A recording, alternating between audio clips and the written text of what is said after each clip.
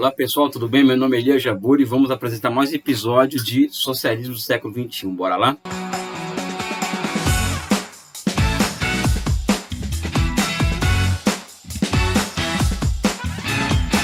Existe muitas vezes um pedágio que muitos do nosso campo acabam tendo que pagar em uma discussão mais ampla sobre as experiências socialistas do século XX e as atuais experiências socialistas, que é sobre a chamada questão democrática sobre o socialismo. Evidente que ninguém aqui está aqui para defender ditaduras, defender paredões, isso e aquilo. Eu acho que o processo revolucionário, ele também, como tudo, é condicionado historicamente, né? E grandes decisões políticas que envolvem o cerceamento de liberdades individuais de membros das classes dominantes faz parte do processo. Isso é uma revolução, né? Mas é importante trazer essa discussão sobre a democracia no socialismo. Primeiro, acredito eu que é uma discussão ainda feita dentro do campo liberal, ou seja, não é feita dentro de um campo de discussão nosso, ou seja, baseado... Isso no geral, tá? Não falando que são todos que fazem isso, não estou generalizando. Não é uma discussão que é feita dentro de um marco conceitual e categorial e teórico, marxista, leninista, vamos dizer assim, baseado no materialismo histórico, né?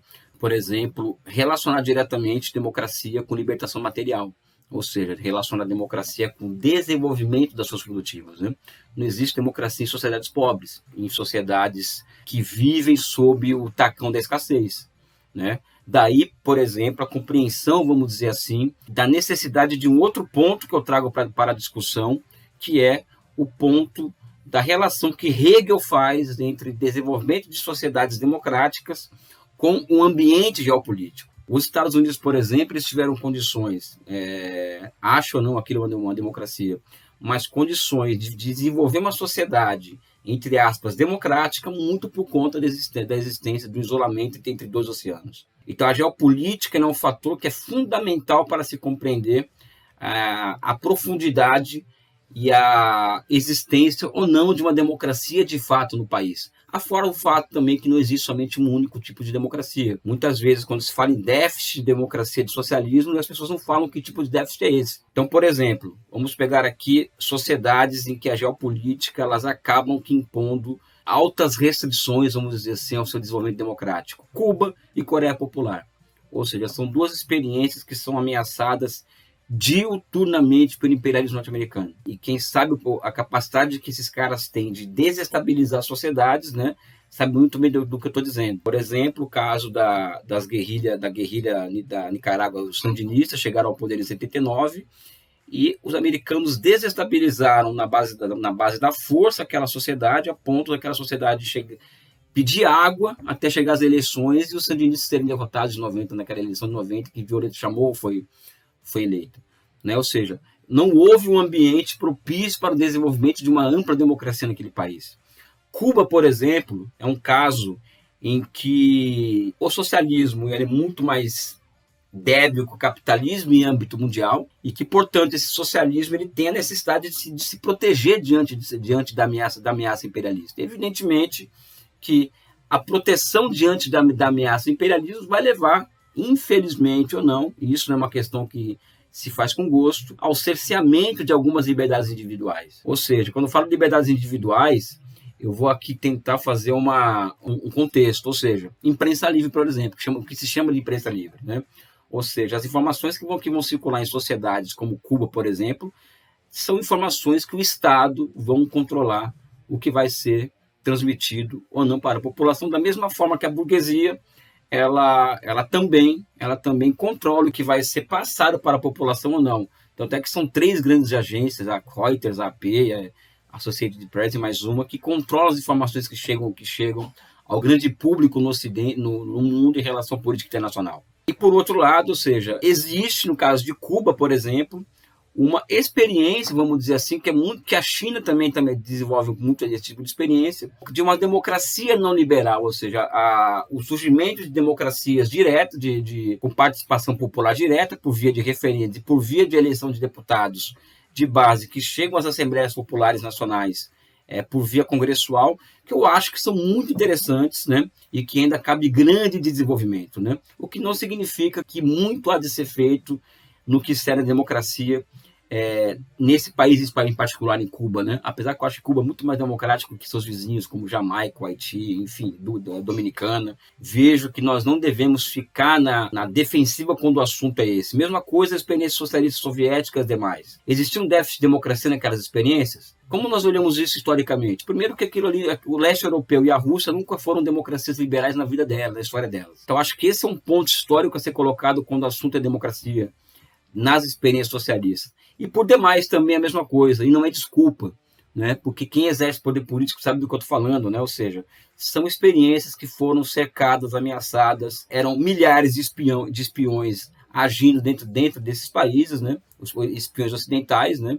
Muito dinheiro rolando para dentro desses países. Tem o caso de George Soros, que colocou bilhões de dólares para financiar a contra-revolução na Europa Oriental. Então são sociedades que também, esse tipo de condicionamento histórico, de fora para dentro, impedem, de fato, o surgimento e o florescimento de democracias representativas, participativas de fundo, vamos dizer assim. São sociedades que são muito condicionadas pela guerra, ou seja, pela iminência de uma guerra. E o próprio Hegel mesmo coloca muito bem isso. É impossível você falar em democracia em sociedades que são muito ameaçadas de fora para dentro. Então, eu acho que essa questão da democracia nas experiências socialistas tem que ser discutidas nesse ponto, mas nós temos que criar os nossos marcos conceituais e categoriais para enfrentar essas questões. Caso contrário, nós podemos estar pagando um dízimo muito caro para poder sermos aceitos em determinados meios, vamos dizer assim. Coreia Popular, por exemplo. Coreia Popular é o estado mais difamado do mundo, o estado mais bloqueado do mundo, e todo ano o presidente dos Estados Unidos declara solenemente na Assembleia Geral da ONU que tem intenção de varrer aquele país do mapa, né? E também é sempre bom lembrar que Pyongyang ela foi destruída até a última pilastra, vamos dizer assim. E como que um país desse vai lidar, por exemplo, com a possibilidade de uma contra-revolução interna? Será que para os padrões daquela sociedade, eles não vivem em um país muito mais democrático do que o era antes, do que durante a ocupação japonesa, por exemplo? Então, o que eu quero trazer aqui para vocês é uma série de elementos para que nós possamos, ao falar em socialismo do século XXI e democracia para o socialismo do século XXI, na construção de um ambiente geopolítico que proporcione possibilidades para o surgimento de sociedades altamente democráticas nesses países, e também a constituição de bases materiais, vamos dizer assim, que sirvam de base para a libertação do ser humano. O caso chinês e o vietnamita tem a combinação desses dois pontos, ou seja, existe uma sociedade que amplia sua base material, ou seja, a fome não existe nesses países, a ameaça da fome, então isso é uma vitória democrática muito impressionante, né?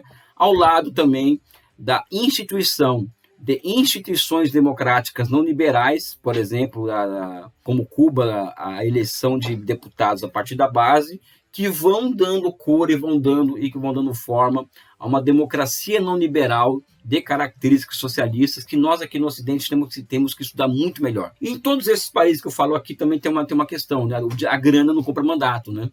Eu acho que esse é um outro ponto. São países em que a grana não compra mandato, a grana não interfere, vamos dizer assim, ela não sequestra a política, vamos dizer assim. Ao invés de discutir num campo que não é o nosso, né, e que é contra nós, em tese, é nós levantarmos e criarmos os nossos conceitos e categorias a partir do materialismo histórico para falar em democracia sobre o socialismo, e a partir disso nós vamos formando opinião sobre esse tipo de assunto e outros assuntos relacionados ao socialismo nesse período histórico que nós vivemos, né?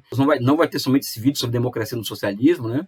Eu sei que é um assunto que toca muita gente, né? E eu tenho uma opinião forte sobre isso, né? Atualmente, por exemplo, a China é acusada de ter capitalismo de vigilância, né? Que ela disputa com os americanos as tecnologias para vigiar a sua população, porque é uma ditadura, né? Mas poucas pessoas param para pensar que o que a China faz não é um capitalismo de vigilância, e sim exercer o seu direito à defesa ante ataques externos, né? Negar à China e aos países socialistas o seu direito de defesa é querer entregar a esses países um destino semelhante ao da Líbia, ao do Iraque, ao da Síria. Então, quando se fala em democracia sobre socialismo, capitalismo de vigilância e outros rótulos, que faça análise histórica e análise comparativa para sabermos o que aconteceria com esses países caso esses países desviassem o foco da sua autoproteção por pelo menos um dia, 2 dias, né? Ou seja, o resultado, a história demonstra como que é. Não estou aqui justificando atos extremos, e sim colocando que nós não fazemos história em condições que nós escolhemos, e muito menos nós construímos uma democracia que nós queremos, sob que circunstância que nós escolhemos, tá bom? Voltaremos a esse assunto, viu, pessoal? Um forte abraço, um beijo no coração de vocês.